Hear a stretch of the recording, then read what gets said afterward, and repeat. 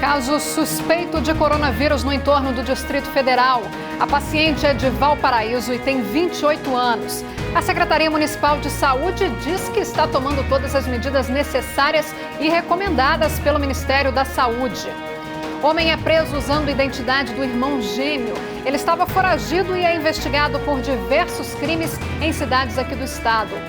Policial militar suspeito de assassinato em Corumbá de Goiás presta depoimento. E termina esta semana a campanha de vacinação contra o sarampo para crianças e adolescentes de 5 a 19 anos. Choveu forte em algumas cidades do estado e a Camila Castro mostra pra gente as consequências dessa chuvarada toda. Tem esporte hoje também. O Danilo Moreira conversa ao vivo com o gerente de futebol de Lusiânia, Bruno Mesquita. Faltam só 2 jogos para o fim da primeira fase.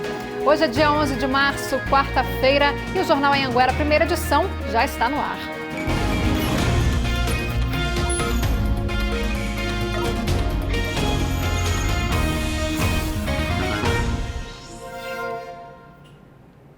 Olá, muito boa tarde para você. Um jovem de 21 anos foi preso em Novo Gama suspeito de homicídio. O crime foi em 2018 e teria sido motivado por ciúmes. Eu vou conversar agora com a Nayara Santos, que está em Novo Gama ao vivo e tem mais informações para a gente. Nayara, esse crime foi durante uma festa, é isso? Boa tarde para você. Isso mesmo, Thalia. Uma ótima tarde para você, boa tarde também para quem está em casa. Bom, esse suspeito, um rapaz de 21 anos, estaria então na casa da vítima, né? Eles estavam durante um churrasco em um setor de chácaras aqui em Novo Gama.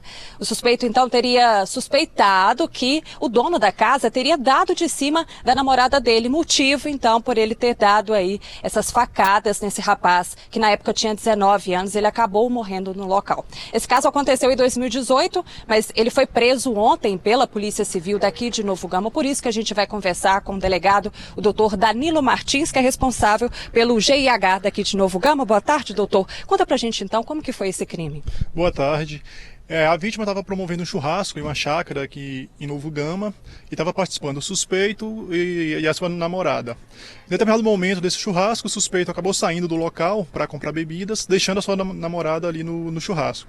Aproveitando da ausência do suspeito, a vítima, que era o dono da casa, passou a dar em cima dessa moça, que teria resistido a essas investidas. Porém, quando o suspeito retornou com as bebidas, ele percebeu o que estava ocorrendo e, movido por ciúmes da namorada, ele se apoderou de uma faca que era usada ali no churrasco, foi para cima da vítima e acabou desferindo vários golpes de faca contra a vítima, que morreu ali mesmo no local. Agora, esse rapaz, ele chegou a ser preso ontem, né? Ele estava aqui em Novo Gama, né? Como que vocês conseguiram chegar até o suspeito? Essa investigação foi concluída pouco tempo após o crime, porém o suspeito não estava mais aqui na região, tinha evadido aqui da região de Novo Gama. Porém, nas últimas semanas, com o trabalho de inteligência policial, descobrimos que ele tinha retornado para a região, conseguimos identificar onde ele estava e foi efetuada a prisão. Durante esse tempo ele chegou a sair daqui do município? Sim, segundo informações ele teria ficado ausente do município, provavelmente em outros estados da federação, em casa de familiares, mas passado algum tempo, acreditando que teria já resolvido a situação, que não seria preso, ele acabou retornando para lugares mais próximos aqui, quando ele foi localizado e preso. Ele chegou a assumir de fato que o motivo para ele ter cometido esse crime seria ciúmes? Sim, ele foi interrogado, ele confessou ter desferido as facadas contra a vítima e que foi movido por ciúmes, porque a vítima teria dado em cima da namorada dele. Agora, um motivo que chama muito a nossa atenção, Thalia, porque a gente sabe que o maior motivo aí em relação ao feminicídio é o ciúmes, mas nesse caso ele acabou matando então o rapaz, né? Sim, nos feminicídios é comum essa motivação, muitas vezes os namorados, maridos acabam cometendo crime contra as namoradas e esposas por ciúmes, mas nesse caso, tendo essa mesma motivação do ciúme, ele fez a conduta, praticou o crime contra este indivíduo, essa vítima que teria dado em cima da sua namorada. Agora, nesse caso, o que chamou a atenção de vocês, doutor Danilo?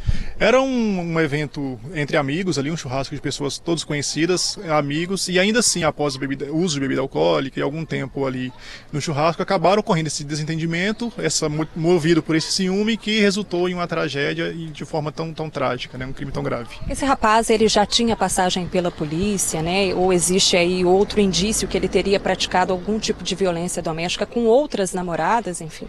Não tem nenhum outro registro de violência praticada por esses suspeitos. Foi a primeira passagem dele pela polícia, inclusive. Vai continuar preso? Sim, agora ele fica preso, a prisão dele é preventiva, ele vai ficar preso durante o processo, já foi denunciado, está respondendo a processo judicial e vai responder pelo crime de homicídio qualificado. Tá certo, então. Obrigado pela sua participação aqui com a gente, doutor Danilo. Como o delegado disse, Thalia, ele então vai responder por homicídio, né? E pode aí cumprir uma pena de até 30 anos aqui em Novo Gama. Eu volto com você. Tá certo, Nayara. Obrigada pelas suas informações. Obrigada também pela participação do delegado Danilo Martins aí para falar sobre esse caso. Infelizmente, mais um caso trágico aí que terminou na morte de um homem motivado por ciúmes, né, Nayara? Obrigada, bom trabalho aí para você. Boa tarde. E falando agora do novo coronavírus, Valparaíso tem um caso suspeito da doença aqui no entorno. A Secretaria Municipal de Saúde confirmou ontem essa suspeita. A paciente tem 28 anos, chegou recentemente de uma viagem do exterior. A Secretaria informou que já tomou todas as providências cabíveis, seguindo aí os protocolos do Ministério da Saúde e Estado de Goiás. Já foi realizada a coleta para realização de exames confirmatórios e encaminhado ao Laboratório de Referência Estadual, que ficará pronto em até 5 dias úteis, podendo sair a qualquer momento. Ainda segundo a Secretaria, a paciente se encontra em bom estado, apresentando apenas sintomas leves e em isolamento domiciliar. Ela está acompanhada pela equipe da Secretaria. A Secretaria ressaltou ainda que o município está preparado para tomar todas as medidas necessárias. Lembrando que no estado de Goiás não tem caso ainda confirmado do novo coronavírus. A Secretaria de Estado da Saúde informou que dos 14 casos suspeitos que estavam em investigação no estado, 12 foram descartados. 2 ainda seguem em investigação. Ressaltou ainda que os números são dinâmicos e na medida em que as investigações clínicas e epidemiológicas avançam, os casos são reavaliados, então sendo passíveis aí de reenquadramento na classificação. O governo de Goiás monitora sistematicamente suspeitas de novos casos, seguindo rigorosamente as orientações do Ministério da Saúde para a identificação de novos registros. Esse boletim foi divulgado ontem e um novo será divulgado na tarde de hoje com a atualização desses números. E estão presos o presidente da Câmara Municipal de Cristalina e 2 vereadores. Eles foram detidos preventivamente na Operação Toma Lá da Cá. A suspeita é que assessores estariam passando parte do salário para os vereadores. O Ministério Público de Goiás cumpriu 9 mandados de busca e apreensão nas casas e gabinetes de 5 vereadores. Até o momento, 3 pessoas foram presas na Operação Toma Lá da Cá. Entre elas, os vereadores Silvano da Silva Leite, do PSDB, Marquinho Abrão, do PRP e o presidente da Câmara, Pablo Rocha Magela, do MDB. Documentos, computadores, celulares, cópias de cheques, extratos bancários e até um rádio que tinha frequência da PM foram apreendidos e devem ajudar na investigação. Além de ouvir as testemunhas, agora é analisar todo o material arrecadado na data de hoje, com a operação, equipamentos eletrônicos, celulares, computadores, documentos e, em seguida, ao final, realizar o interrogatório dos investigados. O Ministério Público está investigando esse esquema desde o final do ano passado. A suspeita do MP é que assessores estariam passando parte dos salários para os vereadores. Até o momento, 15 pessoas foram ouvidas e o MP já notificou 36 que devem prestar depoimento nos próximos dias. Tem vereador que aumentou exponencialmente assim, o seu modo de vida, o seu padrão de vida. Andava em moto, em carro financiado, trocou por um carro importado e quem pagava o boleto do carro importado era o assessor que era contratado. A operação envolveu 2 promotorias do MP e 14 equipes da PM. O MP explicou ainda que esses 3 vereadores que foram presos estariam ameaçando funcionários. O que chamou bastante atenção é a segurança, a tranquilidade desses alvos em relação à impunidade. São pessoas que estão há muito tempo, algumas delas há muito tempo na vida política de Cristalina e que se comportam como se nada fosse acontecer e que o dia de hoje é um dia absolutamente normal. Nós procuramos a assessoria da Câmara de Vereadores de Cristalina, mas ainda não tivemos retorno. Os advogados de defesa dos suspeitos disseram que só vão se pronunciar depois que tiverem acesso ao processo. E um homem foi preso usando a identidade do irmão gêmeo dele. Ele tinha 2 mandados de prisão em aberto, além de ser investigado por diversos crimes nos municípios de Padre Bernardo, Goianésia, Barro Alto e Mimoso de Goiás. A repórter Rosane Mendes conversou com o policial militar que participou dessa ocorrência. Boa tarde, Rosane. Oi, Thalia, boa tarde. Pois é, a polícia conseguiu prender esse suspeito durante uma abordagem de rotina na rodovia estadual ali de Padre Bernardo. Essa pessoa chegou a apresentar o documento do irmão gêmeo dele para tentar despistar a polícia, mas a polícia acabou descobrindo de quem se tratava. É uma pessoa que já é foragida da justiça, inclusive responde por ter matado um policial militar para roubar a arma dele em 2017 e também por roubar uma lotérica, que inclusive nós temos imagens de câmeras de segurança mostrando aí essa ação. Estou aqui com o capitão Castro, que foi quem fez essa prisão. Capitão, no momento, em que momento que a polícia desconfiou de que aquele documento realmente não era dele? Boa tarde. Boa tarde. Pois é, nós realizando ali as fiscalizações de trânsito nas GOs que passam por Padre Bernardo, nós deparamos com esse indivíduo trafegando pela via, realizando a abordagem. Ele apresentou essa identidade, a identidade estava bastante danificada e ele entrava em contradições. Então nós levamos ele até a delegacia em Águas Lindas, onde foi feita a papiloscopia. Depois de um certo tempo ficou constatado que ele era um foragido da justiça, igual você já falou, investigado por diversos crimes, dentre eles o latrocínio do sargento da PM do DF no ano 2017, e também é investigado, né, por ter participado de um roubo à lotérica de Barro Alto no final do ano passado. Pois é, e aí ele tem quantos mandados? Ele já tinha vários mandados de prisão, várias passagens. Eu queria que você me falasse um pouco sobre o histórico dele. Ele é um delinquente contumaz, ele tem 6 mandados de prisão em aberto por diversos crimes ali na comarca de Padre Bernardo, furtos, roubos, receptação, esse latrocínio, né? Então, em decorrência disso, ele escamoteava a sua identidade usando ali o documento do irmão, que tem só um desacato e foi responsabilizado por estar portando droga para consumo próprio. Então ele usava essa identidade e ele é gêmeo idêntico, né? Então, assim, foi um serviço de bastante técnica mesmo, e graças ao empenho ali do papiloscopista Hudson, ficou constatada a veracidade, a real identidade do indivíduo, onde agora ele está preso e será responsabilizado pelos diversos delitos que cometeram. Tá certo, muito obrigada pela participação. Thalia, com você. Obrigada, Rosane. Muita cara de pau mesmo, né? Usando a identidade do irmão gêmeo, né? Parabéns pelo trabalho aí desses policiais. Agora a gente fala de uma operação para combater um esquema de sonegação de impostos na comercialização de grãos. Em Goiás, o grupo movimentou 100 milhões de reais e deixou de pagar mais de 20 milhões em impostos. Em Goiás foram cumpridos 15 mandados de busca e apreensão, além de quebra de sigilo bancário e de registros na internet de pessoas envolvidas com um esquema bilionário de sonegação de tributos na comercialização de grãos. A estimativa só para o estado de Goiás é em torno de 100 milhões de reais de movimentação.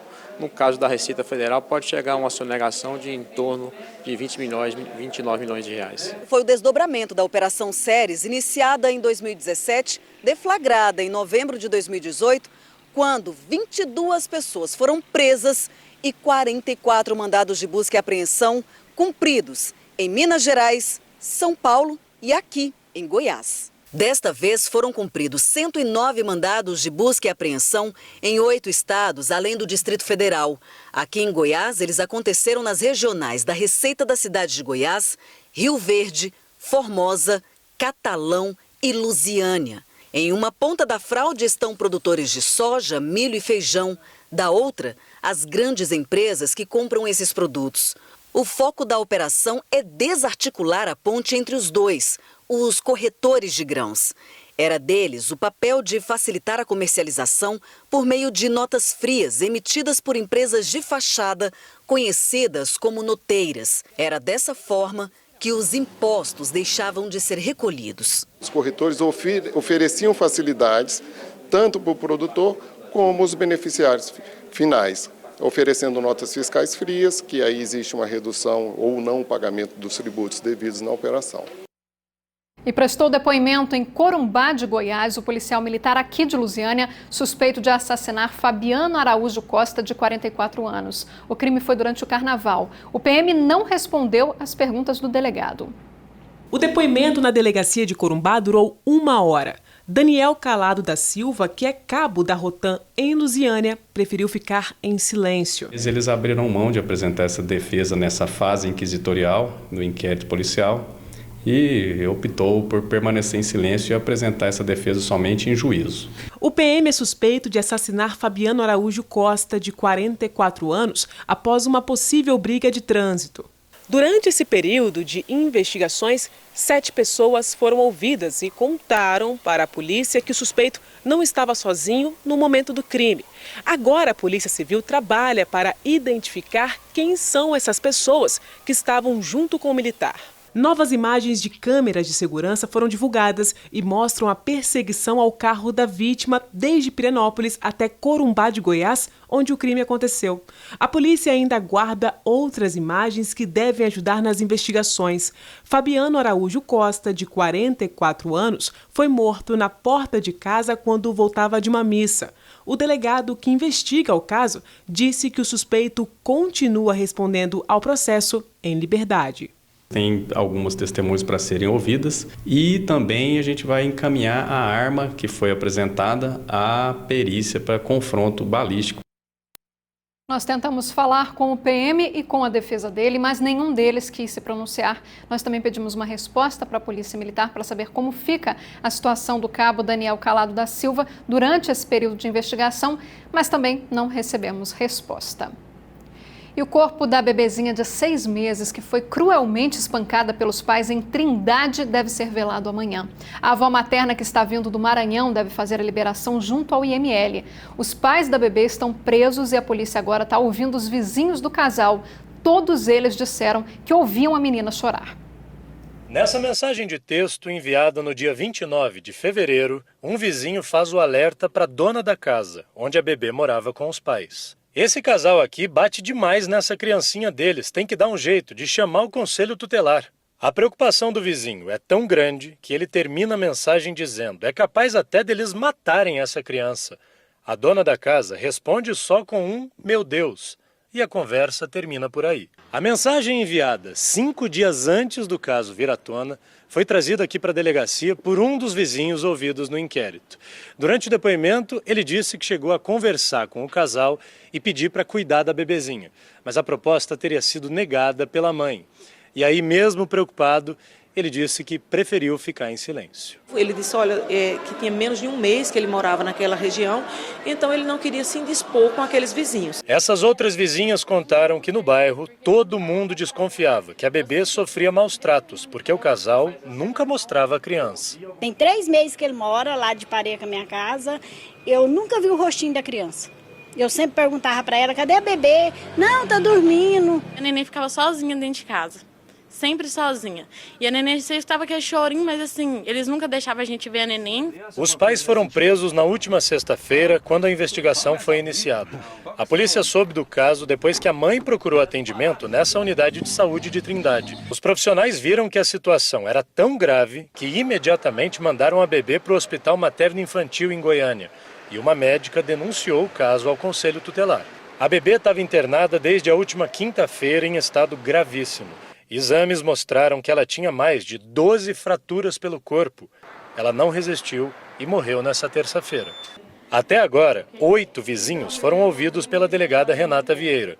Todos fizeram a mesma escolha: não denunciar. As pessoas elas precisam parar de se sensibilizar apenas com a informação quando ela chega na imprensa, né? As pessoas elas acostumam a ouvir os barulhos, ouvir gritos de pedidos de socorro, mas elas não se manifestam. Talvez se viesse esse pedido de socorro, essa criança pudesse ter sido salva. É aí que a gente vê o quanto é importante a denúncia. Os pais da menina suspeitos de agredir a filha passaram por audiência de custódia ontem, mas a justiça manteve a prisão preventiva dos 2. Eles devem responder por homicídio e maus tratos. Primeira rodada de participações aqui no Jornal Anhanguera. Hoje tem foto do Luiz Carlos, do setor Mansões Camargo, em Águas Lindas. Ele que está sempre acompanhando a TV Anhanguera. Luiz Carlos, grande beijo para você. A Elza Ferreira, do Parque Alvorada, em Lusiânia, fica ligadinha aqui todos os dias na nossa programação. Elza, muito obrigada pela companhia de sempre. Continue aqui com a gente. A Maria Clara, do Jardim Gá, distrito aqui de Lusiânia, assiste o jornal todos os dias, não fica sem ver uma edição. Fica aí o nosso abraço, então, para Maria Clara também. E você pode participar mandando a sua foto para o nosso WhatsApp 984424000. Agora a gente faz a nossa primeira pausa para os comerciais e a seguir vamos falar da campanha de sarampo que está chegando na reta final para o primeiro público-alvo. Tem ainda a previsão do tempo para toda a região e vamos falar ainda do futebol. Ao vivo, Danilo Moreira fala com o gerente de futebol do Lusiânia. Você quer participar do Jornal Anhanguera primeira edição? Anota aí novamente o nosso WhatsApp.